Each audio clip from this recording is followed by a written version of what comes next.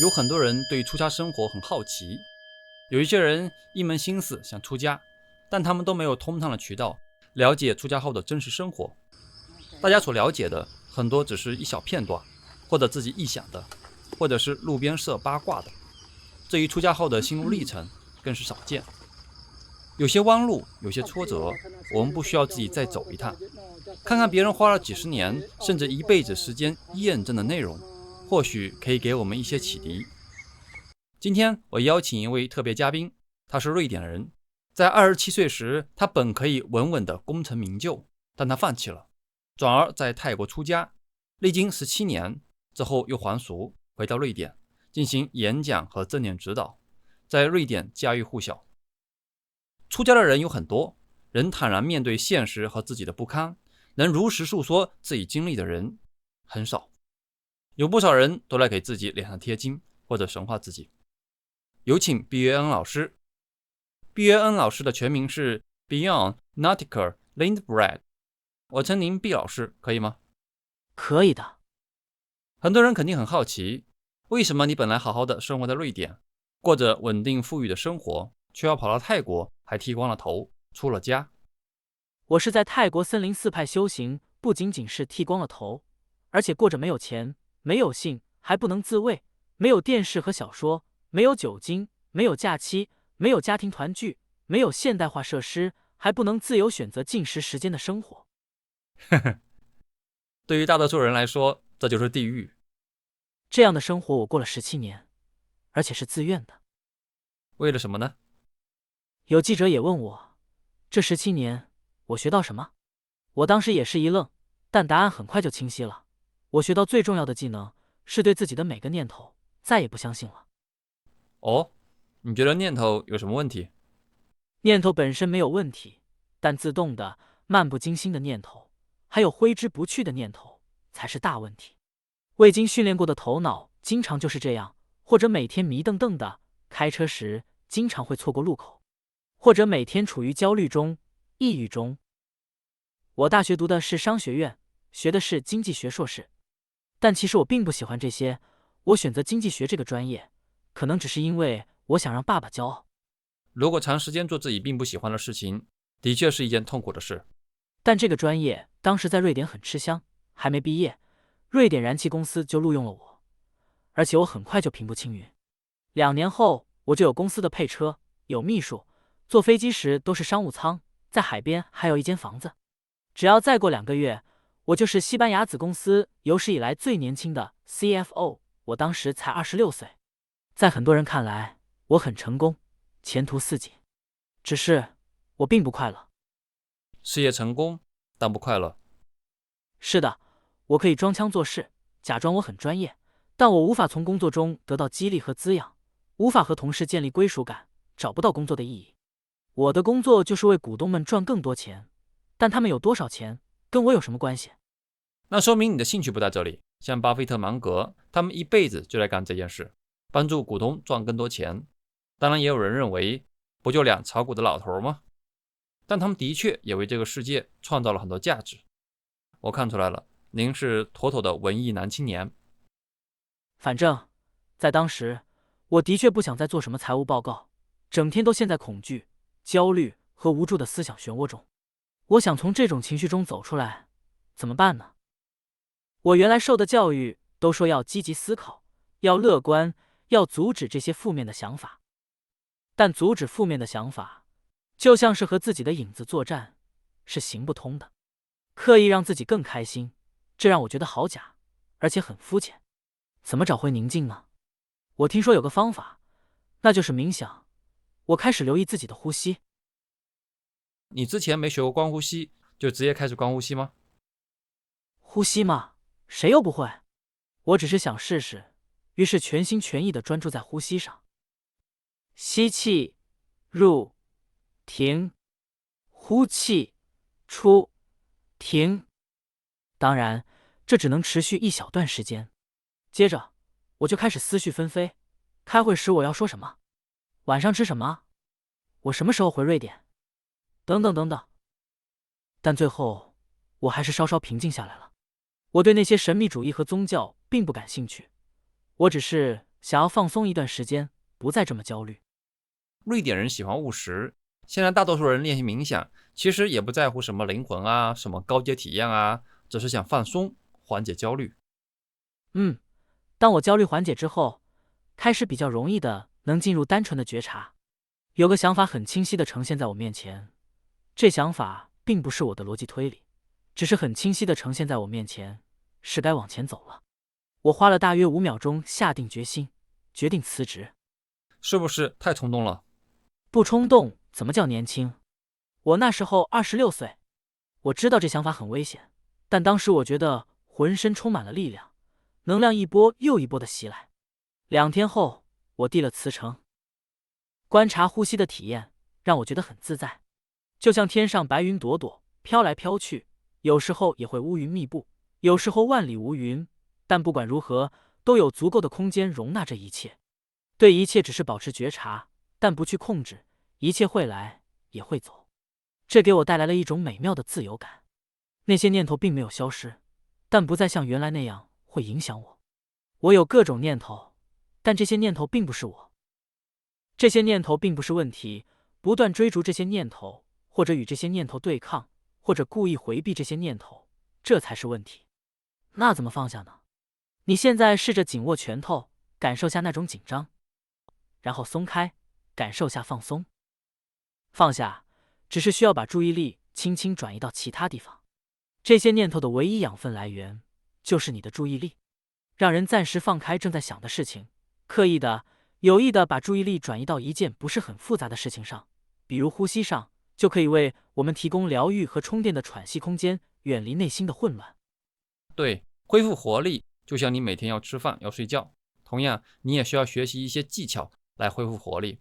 像顶尖的运动员，在比赛之后就需要补充营养和水分，做更多伸展运动和负重训练，泡热水澡、洗冷水浴、接受按摩，这是他们能长期维持状态的秘诀。而我们每天要练习放下，再重要的事情，如果一直反复思虑，就容易变成焦虑。我的观呼吸和传统的不太一样，大家可以跟着我一起试试看。想象你的身体就像一个气球，当你吸气时，气球会慢慢充满；呼气时，气球的气再放出去，直到完全变空。再度吸气时，气球又会慢慢充满。让这两股波动在身体里停留一段时间。你也可以轻轻的调整，就像你在询问身体要怎么呼吸，你最舒服。肩膀要调整一下吗？呼吸要再更放松一些吗？试着找到你觉得最舒服的方式。吸气，呼气，就像你在度假，远离一切外物。这时，你的前额叶处于休息状态，不需要承担任何责任，没有任何计划，不必表达任何意见，不需要记住任何事情。你要做的只是呼吸。你在这个状态中想待多久就待多久，每天都可以做这个练习，并不是说这样就能让你变得有灵性，或者能让你突然开悟，没必要搞得这么玄乎。练习这个只是因为呼吸本身就是值得的。我说选择把注意力转移到哪里，这听起来容易，但我必须承认，这是一件无比困难的事。我们的心就像一只猴子，只是会留意开始时的几次呼吸，然后注意力就飘到其他地方去了。我们要耐心地把注意力拉回来，但念头会乐此不疲地跑到我们意想不到的地方。某年某月，某人借走了10块钱没还我。那天某人为什么没搭理我？某人把我给甩了，真是有眼无珠。所有陈芝麻烂谷子都出来了。但一旦你发现了，不用责备自己，只要放下妄念，再轻轻地把念头安放在呼吸上。这很容易让人想放弃，但你能坚持练习是值得的，而且是必要和宝贵的。选择把注意力安放在哪里，这是需要训练的能力。如果忽视这项训练，我们很可能会被很多习惯性行为、模式和念头摆布，会被这些力量牵着鼻子走，在生活的怪圈里打转。这就是那看不见的业力。对，专注呼吸并不容易，但值得我们根据自己的情况尽力而为。话说，好好的大好前途，你又这么贸然的辞职，你父母不打到你的腿吗？我的父母很开明，虽然他们并不同意我的想法，但也尊重我的意见。辞职之后，我四处流浪，当洗碗工，当热线电话志愿者，还继续进修了文学。之后，我到了印度，在联合国粮食计划署担任经济学家。我背着背包游遍东南亚。我特别喜欢在喜马拉雅山区登山，那里实在太棒了，我也越来越觉得轻松自在。当然，我也干了些傻事，即便登山，我也背着精装本的卡拉马佐夫兄弟。你可以想象到，一到目的地，我累得倒头就睡，根本没有精力再看什么书。到了尼泊尔，我结识了一位女朋友。问题在于，一谈恋爱我就开始患得患失，万一她不爱我了怎么办？我越来越焦虑紧张。几周之后，我们到了泰国，她把我甩了，这让我伤心欲绝。后面就是老套的情节，伤心欲绝的我来到了寺院。泰国的僧人挺多的，我看他们气定神闲的，非常羡慕。尤其是他们托钵乞食，缓缓前行。更重要的是，泰国人都普遍的那样的悠然自得，好像就不在乎别人怎么看，对自己有莫名的自信。我在西方国家很少见到。在大多数人的印象里，瑞典是全球第4幸福的国家，但我感觉您还是有明显的焦虑和抑郁倾向。其实瑞典比较寒冷，阳光比较少，如果没有足够的阳光照射，人的血清素水平会下降。血清素水平低与抑郁症有关。瑞典的抑郁症人数比例，尤其在冬天，会相对高一些的。那你喜欢东南亚，是不是也是因为这里的阳光充足？有影响。同时，我也喜欢泰国的文化氛围。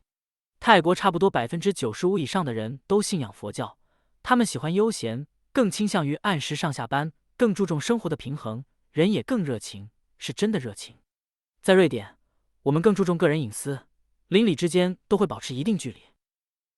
是呀，在中国加班很普遍，我们更强调集体主义和效率。